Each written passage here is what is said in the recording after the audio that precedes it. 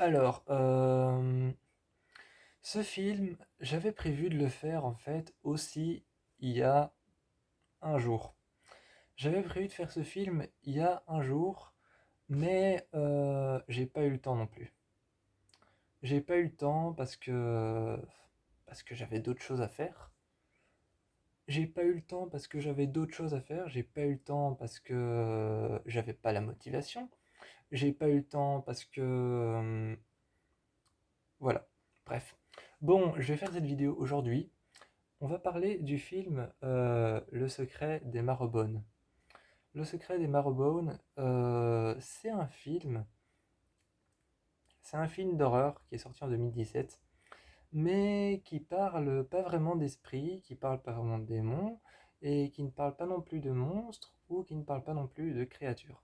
À ce moment-là, vous me dites, oui, bon, bah y a quoi à raconter.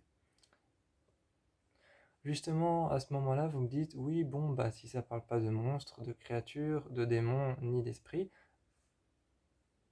de quoi ça parle? Le film raconte l'histoire d'une famille, d'un... Donc ça raconte l'histoire d'une famille et leur mère est malade. Leur mère est malade et les enfants vivent dans une maison. Et le plus grand enfant, qui va avoir 21 ans, doit justement protéger les autres enfants. Et quelque part, ils se sont arrangés de manière à ce que la plus vieille des filles devienne la mère de tous les enfants, que lui, celui qui va fêter ses 21 ans, Jack, devienne justement le père. Et donc il y a une sorte d'arrangement. Comment est-ce que le film fait peur? Comment est-ce que ce film fait peur? C'est encore une énigme. C'est encore une énigme, c'est un film espagnol, donc c'est pour ça qu'on ne sait pas trop comment ça se passe. Parce que même dans REC, même dans la saga REC, qui est une saga espagnole, eh bien, on dit que les choses qui est dans REC, on dit que c'est des zombies. Après, on dit que c'est des anges déchus auxquels on a coupé les ailes et on les a envoyés sur Terre pour semer le chaos. Ensuite, on dit que c'est des personnes possédées, donc on ne sait pas. Les Espagnols sont des personnes indécises. Euh, non, ce film, clairement, il fait peur. C'est un film de 1h50 et il raconte l'histoire de cette famille qui s'est arrangée comme ça. Les autres enfants sont les enfants et Jack est le père et la plus jeune, la plus âgée, la plus mûre, est la mère. Seulement, ils ont encore leur mère avec elle, mais elle est très souffrante et elle va bientôt mourir. Le truc, c'est qu'en fait, ils ont déménagé dans cette nouvelle maison. Enfin, elle n'est pas si nouvelle que ça, c'est une maison paumée en plein milieu de la campagne. C'est une maison perdue en plein milieu de la campagne. En plus, elle est en bois, donc elle est pas si solide que ça. Et ils ont déménagé là-bas parce que justement, leur père était quelqu'un d'agressif, quelqu'un de violent, c'était un monstre. Il a fait des choses qui sont impardonnables et donc ils ont décidé de fuir. Ils ont décidé de fuir leur père et ils ont essayé aussi de fuir un fantôme, apparemment un fantôme qui vivait dans un miroir. Et, euh,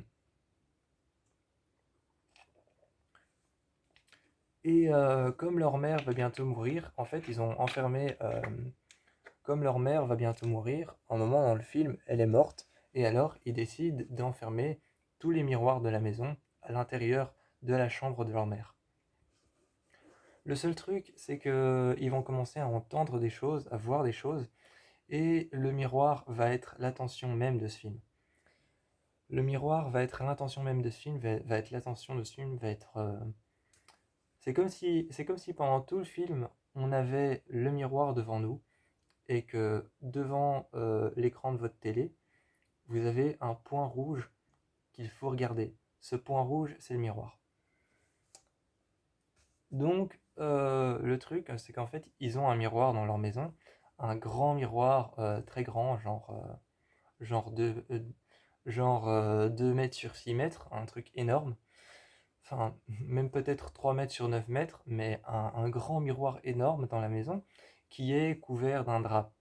Et justement, en fait, dans la maison, ils entendent des cris, des hurlements, et leur père, qui était une abominable personne, qui était un tueur, un assassin, qui était un monstre, en fait, ce qu'ils ont fait, c'est que lorsqu'il est revenu pour essayer de venir les chercher dans cette maison, ils l'ont emmuré à l'intérieur du grenier. Donc voilà, donc l'histoire raconte ces enfants qui ont en fait emmuré leur père à l'intérieur de la maison, à l'intérieur du toit. Et depuis, il se passe des choses étranges. Il y a une tache de pourriture qui est sur le plafond. Et le plafond est blanc, donc on la voit très fort. Et le miroir, on entend des hurlements depuis le miroir qui est brisé. Depuis derrière le drap qu'il y a dessus, on entend des hurlements. Et donc, le film se passe entièrement avec ça. J'avoue que j'ai pas grand-chose à dire sur ce film, parce qu'en fait, le film, comme c'est un film espagnol, eh bien, en fait, il fait pas non plus très peur. Il fait pas non plus très peur parce que les Espagnols, en matière de films d'horreur, ont toujours les mêmes codes. C'est un peu comme les Américains. Les Américains, ils ont toujours les mêmes codes. Il se passe quelque chose dans une maison, on déménage de la maison, on arrive dans une autre maison, ça nous a suivis et on s'en rend compte. Ensuite, il va se passer des choses dans cette deuxième maison, on va essayer de fuir et de survivre, et soit ils crèvent tous, soit il y en a quelques-uns qui survivent. Ça, c'est les codes américains. Ensuite, tu as les codes espagnols. T'as les codes espagnols des films d'horreur. Là, on va partir sur quelque chose de plus modéré. On va être sur quelque chose de plus modéré, on va toujours essayer de trouver quelque chose de plus sympa à raconter.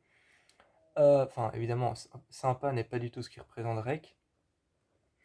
Mais on est face à quelque chose de toujours plus modéré dans les codes espagnols. Par exemple, il y a le film L'Orphelinat, qui est génial, qui raconte l'histoire d'un jeune enfant qui a le sida et qui se fait un ami imaginaire, et la maison dans laquelle ils habitent, c'était en fait un ancien orphelinat.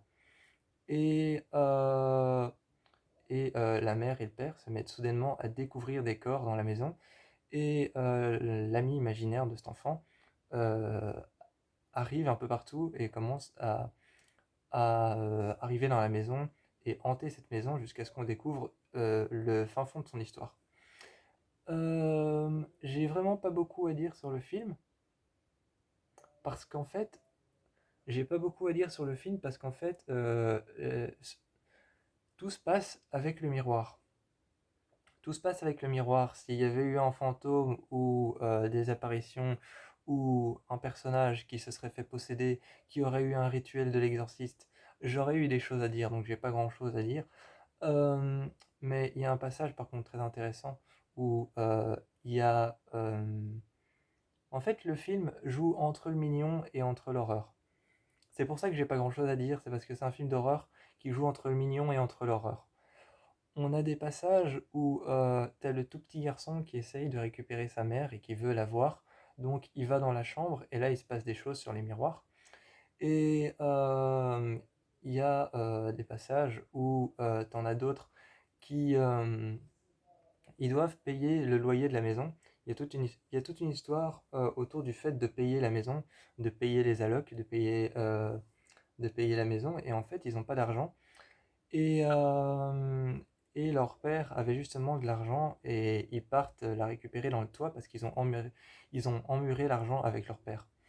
Une fois qu'ils ont récupéré l'argent, il y a des choses qui se passent, des choses étranges. Et le jeune enfant va un moment aller dans la maison, dans la chambre de sa mère, et il y a l'armoire qui va s'ouvrir et il va se protéger avec un rideau. Il va se protéger avec un drap blanc et il va juste laisser passer son œil. Et dans le miroir, tu verras exactement la même chose, hein. C'est le principe d'un miroir. C'est le principe d'un miroir. Dans le miroir, tu verras le petit enfant qui a protégé, qui a laissé juste passer son œil et qui est comme ça, et qui se protège. Et le miroir va commencer à faire une sorte de forme qui va s'agrandir, et avec la tête vers le haut. avec encore une fois la tête vers le haut, tu verras une bouche grande ouverte qui commencera à respirer comme si elle n'arrivait pas à respirer. Et donc justement, tout tourne autour de cette chose, le fantôme est revenu.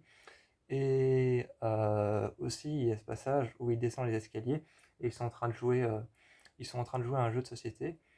Et il y en a un il y a un des personnages, Billy, qui est mauvais perdant. Et à un moment, il y a un dé qui tombe par terre. Et on demande combien ça fait. Et le petit va voir le dé et il donne la réponse. Et alors, lui, en mauvais perdant, il dit, bon, ok, tout ce qu'il y a en dehors du plateau et tout ce qui est en dehors de la table compte. Et il jette les dés par terre. Et il y a un dé qui va par terre en bas des escaliers et il y a un dé devant les escaliers. Le premier dé, c'est un et le deuxième, en bas des escaliers, il va voir et quand il prend le dé, il entend des murmures, des craquements. Et justement, le film d'horreur fait peur avec les crissements du miroir parce que des fragments de miroir, quand ils sont toujours incrustés dans un moule, dans le moule d'un miroir, ils grincent les uns contre les autres. Et justement, ça donne l'impression d'une apparition, ça donne l'impression qu'il va se passer quelque chose. Et donc, voilà. C'est vraiment un film très innovant. C'est vraiment un film très innovant parce que, avec ce miroir qui est là, qui est brisé, l'impression qu'on entend des choses, la mère qui est morte, dans sa chambre, il y a plein de miroirs, donc on ne peut pas rentrer. Ils doivent payer les allocations d'une maison dont ils peuvent pas et dont ils savent pas parce qu'ils n'ont pas assez d'argent. Ils récupèrent de l'argent qui est apparemment de l'argent sale parce que l'argent a appartenu à leur père. Et il commence à se passer des choses. Et quand ce jeune enfant va récupérer justement quand il va récupérer les dés et qu'il les reprend en bas, quand il prend les dés et qu'il remonte et qu'il est en bas, quand il prend les dés, justement, t'as le drap qui tombe et t'as le miroir qui... T'as le drap qui tombe et t'as le miroir qui est là. Et il n'y a pas de bruit. Il y a pas de bruit, le miroir est là et t'as juste le drap qui tombe et t'entends le bruit du drap qui tombe par terre. Mais il tombe pas comme un drap qu'on a essayé d'accrocher au-dessus d'un miroir et on a lâché et ça tient pas. C'est pas il tombe comme le drap que t'as accroché, il tient pas et quand tu lâches, il tombe. C'est vraiment, il tombe comme si on l'avait enlevé. Et donc, vraiment, il tombe comme si on avait enlevé le drap au-dessus et qui tombe devant le miroir. Et alors, juste quand il tombe, tu vois que le drap est tombé et à un moment, il n'y a plus de bande son. Et quand t'as le petit qui se tourne vers le miroir et qui regarde le miroir avec un air apeuré, là t'entends que les morceaux de miroir qui sont brisés commencent à grincer les uns contre les autres. Et ça donne l'impression qu'il y a quelque chose. Et en fait, dans ce film, t'auras toujours l'impression qu'il y a quelque chose qui te regarde derrière ce miroir. C'est un film très hypnotisant. Le film Les Secrets des Marrowbone est un film très hypnotisant parce que, parce que comme les morceaux, les bouts de miroir cassés grincent les uns contre les autres, et que c'est uniquement quand le petit a regardé le miroir qu'ils se sont bien grincés les uns contre les autres, et que ça a fait ce bruit de grincement très strident, et que le drap est tombé comme si on l'avait enlevé, alors que c'est un miroir, c'est un objet, et bien justement ça donne l'impression qu'il y a une présence, mais il n'y en a absolument pas. C'est juste qu'il y a ton reflet dans le miroir, et il y a ce bruit qui joue avec les grincements et qui fait absolument peur. C'est terrifiant. Euh, Vraiment, ce film est génial. Et quand tu te rends compte aussi quand tu te rends compte que qu'il y a leur père qui est dans le il y a leur père qui est emmuré dans les murs du toit. Il y a leur père qui est emmuré dans les murs du toit, donc tu as l'impression aussi qu'il y a un fantôme quelque part, parce que tu l'entends bouger, tu l'entends se nourrir. Et à un moment, il y a le personnage de Billy qui va dans le toit, et il y a un drap où tu as l'impression qu'en dessous, il y a des cadavres. Donc il y a un drap avec plein de pourritures, des linceuls, et en dessous, il y a deux, trois cadavres. Enfin, en tout cas, c'est ce qui donne l'impression qu'il y a deux, trois cadavres en dessous, et il y a plein de pourritures. Et au début, tu vois le petit qui joue avec un raton laveur. Au début, il y a le petit qui joue avec un raton laveur qui s'appelle Fripouille. Et à la fin quand il monte dans le toit, qu'il descend par la cheminée et qu'il arrive à l'intérieur du toit, tu vois Fripouille qui est totalement éventré et les tripes à l'air et tout ça. Et donc on se rend compte en fait, et donc il y a Fripouille qui est ventré sur le côté, et il y a plein d'autres cadavres, des oiseaux, des animaux, des petites gerbilles, des, euh, des rats, et tout ça partout étalé sur le sol. Et il y a des gouttes d'eau qui tombent du plafond avec des seaux d'eau remplis d'eau et remplis d'eau de pluie. Et donc tu te rends compte en fait que le père n'est pas mort, mais il a été emmuré vivant, mais il a trouvé des moyens de survivre. Donc le film est terrifiant dans le sens où ils ont emmuré un homme vivant qui est leur père, qui a trouvé un moyen de survivre au-dessus de leur tête et et pendant tout le film, t'as l'impression que cet homme c'est un fantôme. Mais c'est pas du tout un fantôme. Et ce film a l'une des fins les plus tristes au monde, vraiment. Donc pour ceux qui ont un cœur sensible, pour ceux qui aiment bien les films d'horreur mais qui ont un cœur sensible, ne regardez pas le film. Parce que à la fin, en fait, à la fin, tu comprends qu'il avait enfermé ses frères et ses sœurs en haut pour pouvoir aller affronter leur père et lui rendre son argent. Mais il les avait enfermés et a dit, vous ne sortez pas. Et ils ne sont pas sortis, et le temps qu'ils partent affronter son père, qui était loin, très très loin de la maison, le temps qu'ils reviennent, en fait, ça avait mis des jours, et ils sont morts à l'intérieur du toit. Et donc à la fin, tout prend son sens, la tache au plafond, la tache de pourriture au plafond, en fait, c'est c'est les cadavres de ses frères et sœurs. Et à la fin, par contre, à la fin, ça tourne un peu. C'est hyper triste, la fin est hyper triste, mais t'as cette voix qui lui parle et qui lui dit: Jack, ouvre la porte. Jack, est-ce que tu es là?